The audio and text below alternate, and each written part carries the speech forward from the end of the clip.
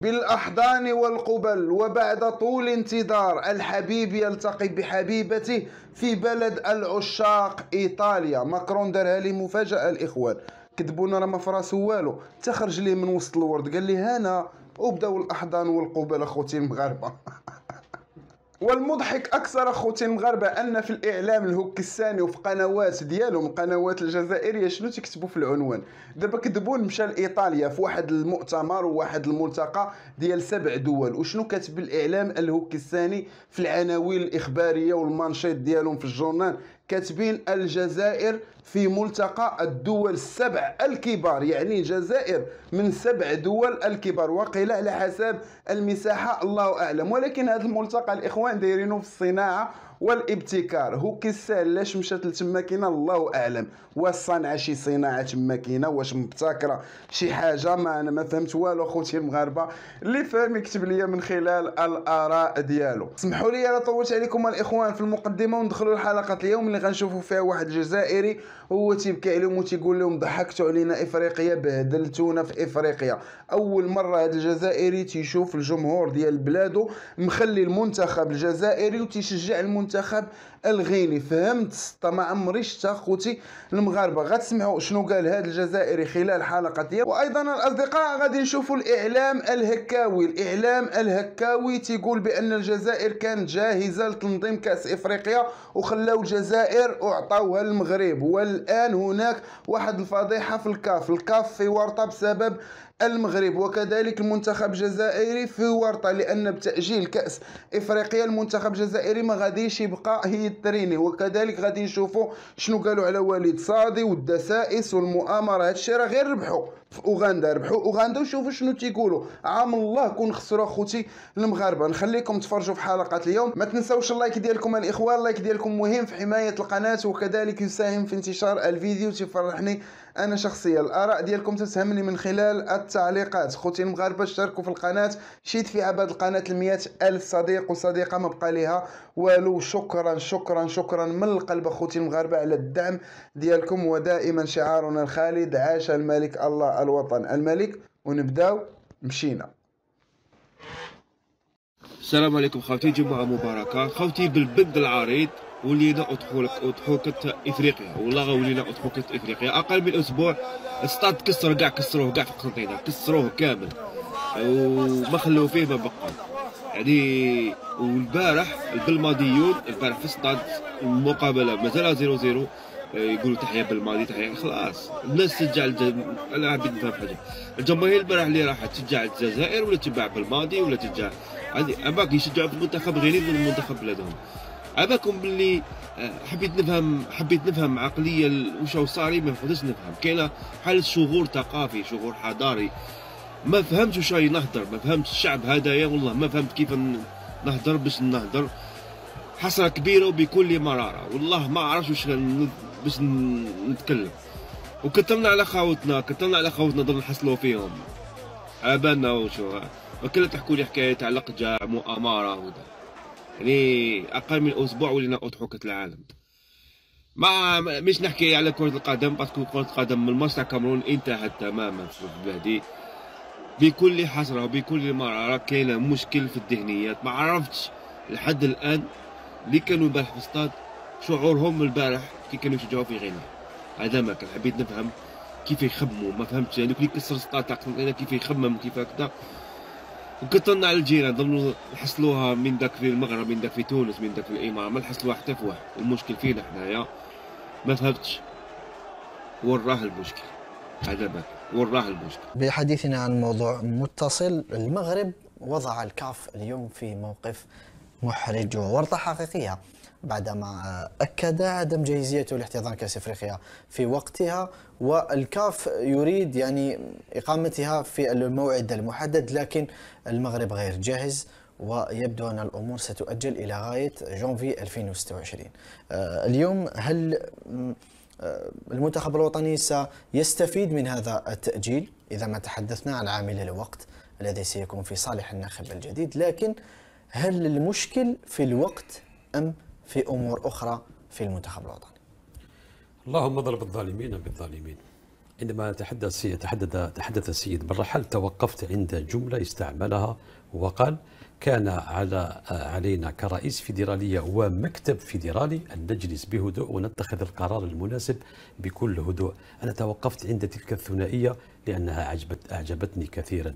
قال: الرئيس رفقة مكتبه الفيدرالي، ولم يقل اتخذ القرار بمفردي كرئيس أو بعيدا عن المكتب الفيدرالي وما إلى ذلك. هذه النقطة ضعها عندك لأنها مفيدة ومفيدة جدا، لأن أظن بأن الأشخاص الذين يشوشون ربما هم موجودين في المكتب الفيدرالي ما دام أن القرارات يعني تتخذ بصورة انفرادية.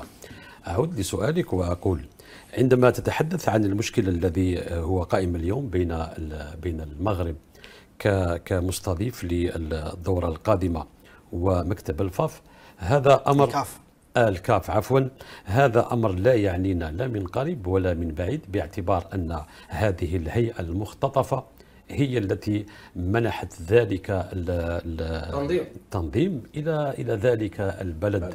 وهذا يتضح بأن يعني إسناد هذا الملف لذلك البلد على حساب الجزائر التي هي اليوم جاهزة أو يوم أمس كانت جاهزة بكل ملاعبها وبناها التحتية وما إلى ذلك.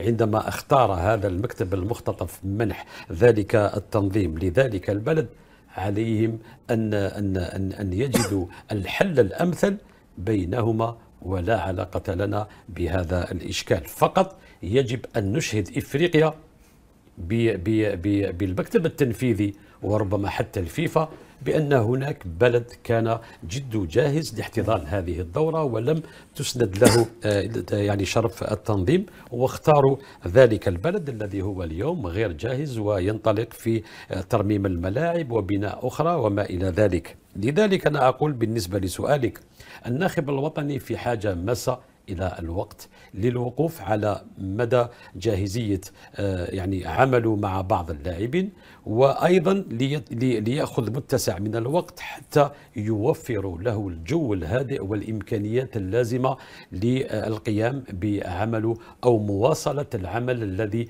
تم الشروع فيه منذ أكثر من سنتين. البعض يا عماد سمعته يتحدث على أن هناك ثورة في المنتخب وما إلى ذلك. عندما نستقطب لاعب أو لاعبين وفي مباراة يتم الاستغناء عنهما، على أي تغيير وثورة تتحدثون؟ تريد أن أذهب أعمق وأتوقف عند الأسماء؟